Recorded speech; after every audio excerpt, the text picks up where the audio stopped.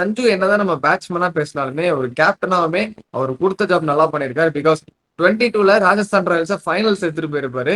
24ல அப்படியே play of எடுத்துட்டு போயிருப்பாரு. ஸோ 5 சீசன் பண்ணியிருக்காரு மொத்தமா இப்போ வரைக்குமே.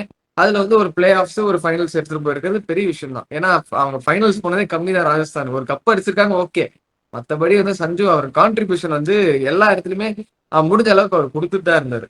ஆக்சுவலி 23லயுமே ஆல்மோஸ்ட் போயிட்டாங்க. 5th பிளேஸ்ல முடிச்சிருப்பாங்க. அதுமே ஆல்மோஸ்ட் செமிஃபைனல்ஸ் குவாலிஃபை ஆயிருப்பாங்க. பட் எனிவே நீங்க சொல்ற மாதிரி கேப்டன்சி நல்லா இருக்கு. 2024 ஐபிஎல் நல்லா இருக்கு அப்படின்றப்போ அந்த ஐபிஎல் பெர்ஃபார்மன்ஸை பார்த்துட்டு அடுத்த மாசம் நடந்த T20 வேர்ல்ட் கப் யுஎஸ்எல் நடந்துச்சுல அதுல வந்து திரும்ப சஞ்சு சாம்சன் ஸ்குவாட்ல எடுக்கிறாங்க. பட் என்னதான் ஸ்குவாட்ல எடுத்தாலும் அவர் வந்து ஆட வைக்கல. அதுக்கு ஏன் அப்படின்னு பாத்தீங்கன்னா அதுக்கு காரணமும் ரிஷப் பண்ட் தான். இந்த ரிஷப் பண்ட் சஞ்சு சாம்சன் வாழ்க்கையில விளையாடிட்டே இருந்துச்சு. பட் ஆக்சுவலி ரிஷப் பண்ட் திரும்ப வராரு டீமுக்குள்ள. சரிங்களா, நான் ஏன் திரும்ப வராரு சொல்றேன் அப்படின்னா அவரு ஒரு ஃபேட்டல் ஆக்சிடென்ட்னால ஒரு 1.5 இயர்ஸ் ஆடாம இருந்தாரு. ஆனா சஞ்சு சாம்சனுக்கு எப்படி ஒரு 2024 ஐபிஎல் ஒரு சூப்பரான ஐபிஎல் ஒரு அவுட் பிரேக்னு சொன்னோமோ அதே மாதிரிதான் ரிஷப் பண்ட்டும் கம்பேக் கொடுக்குறாரு. செம்மையா ஆடுறாரு 2024 ஐபிஎல்.